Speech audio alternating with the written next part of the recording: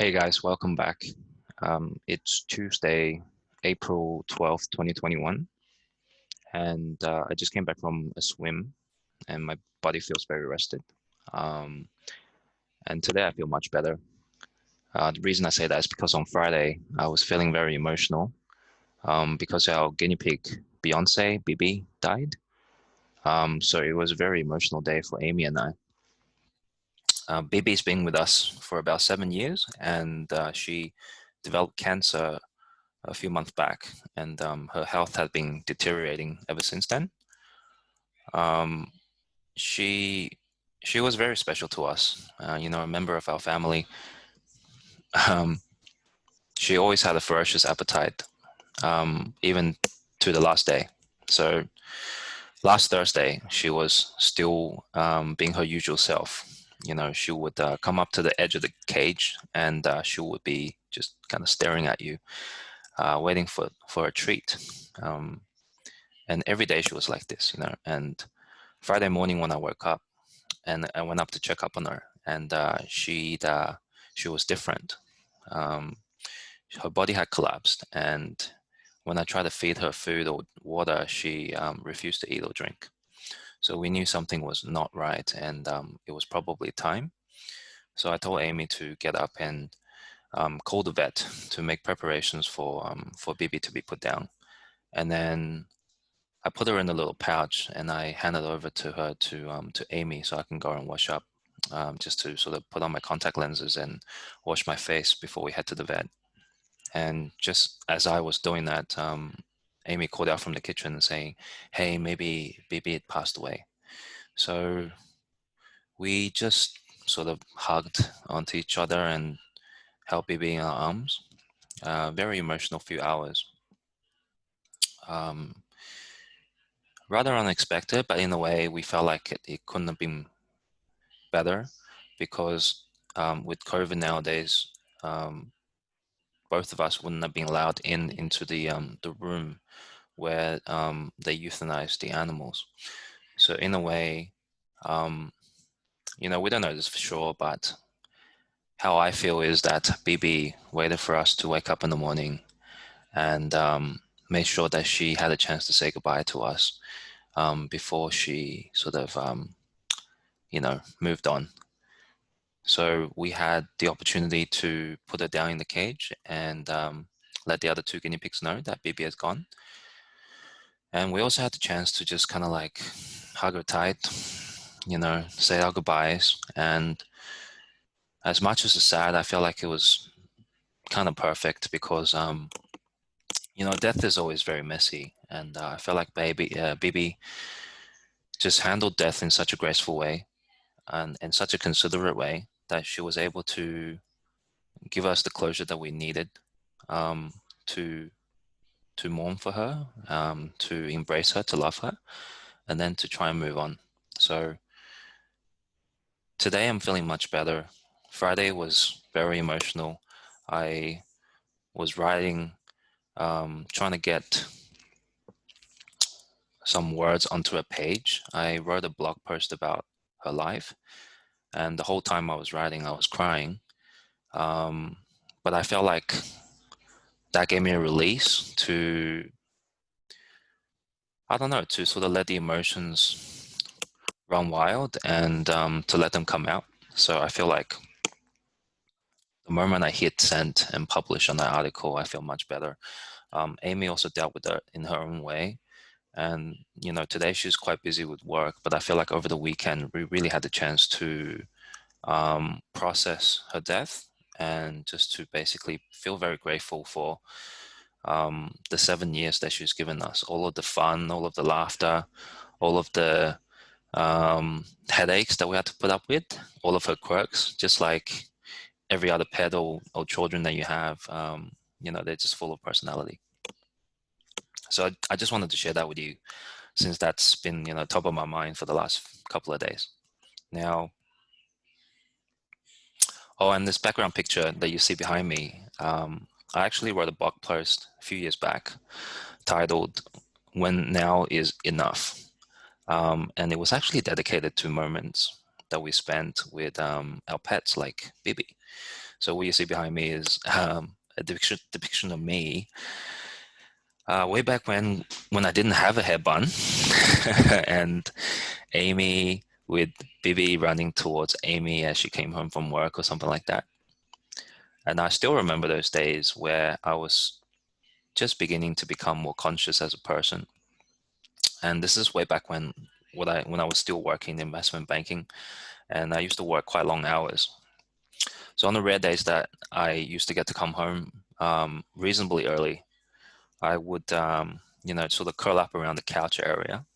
And then we had carpets back in the day, and the guinea pigs had learned to basically help themselves out of the cage and walk over to sit next to us, below the couch. And we will feed them treats. So there were quite a few nights like this where, Bibi and Noodle, which is our other guinea pig, came over, sat down next to us, and we would feed them treats and watch some TV together. Very simple moments in life, but those were in some ways the perfect moments, because I remember that's when I started realizing there were many days when I came home and my head was just fried with the stuff that was going on at work, and but it was still clicking, it was still ticking. I couldn't stop thinking about the work stuff. And Amy used to tell me something about, her day, or just trying to share with me how her day was and stuff like that. But I wouldn't be able to really listen because my mind was not there. My mind was elsewhere, even though I was sitting there next to her. But one of those days I started realizing that, my mind started getting quiet, and I was able to just sit there and just be completely available to everybody and everything that was happening. And I remember those moments when I just watch Bibi sitting next to me very peacefully. Amy's probably feeding a treat, and thinking to myself that this is it, like life can't possibly get better than this. Even though like these moments are fleeting, and you can't hang on to them while you're in it. That's it. That is enough. There is nothing else you need right in this moment. So ever since then, I've learned to try to have more and more of those moments in my life. So in the recent years, I've had a lot more of those moments where after I clean up their cage or something, I would just sit there in silence and just watch the guinea pigs as they, munch on the hay. I would be very available. My mind would be very quiet, and I would just sit there and watch them. And there is so much you can learn from just observing an animal in silence with no thoughts.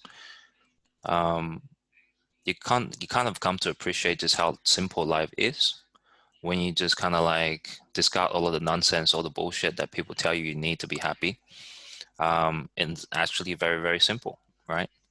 A lot of the times, if you watch an animal like a cat or a dog or a guinea pig, you can learn everything that is important to learn about how to live a good life. So for that, I'm very grateful. And, we loved Bibi. She loved us. She had a good life. So there's no regrets here. I want to end this little rant by reading you a few quotes from a few books that I find highly relevant. Bibi's dying had put me in more of a reflective mood. And so I've been going over some of the old books that I kept notes on. And some of these quotes are really beautiful. And I would like to share them with you in closing. And going forward, I would like to end all of my videos with the quotes that I found very powerful and that have really resonated with me as a person. So the first quote comes from a book called The Daily Stoic by Ryan Holiday. And it says, "Once is enough. Once is forever." When you're experiencing happiness, don't try to grab that moment and hold on to it with all your might. It's not under your control how long it lasts. Enjoy it, recognize it, remember it. Having it for a moment is the same as having it forever. So this very much goes towards what I was just trying to say earlier, just trying to sort of really live these moments. Because once you really truly live those moments, then They never last forever. These moments always pass, and people that you love always sort of die in the end. So, but once they do pass, and once you don't have the opportunity anymore to create any more of those moments, then the intensity with which you live through the moments that you did have with them sort of really, live forever in your heart. The other quote comes from a book by Alain de Botton called The Course of Love. And it says something similar, and it says, happiness can be found in ordinary moments, when we lose ourselves in extraordinary ways. Man can be perfect, we just can't stay perfect. We must give up the notion of a permanent heaven.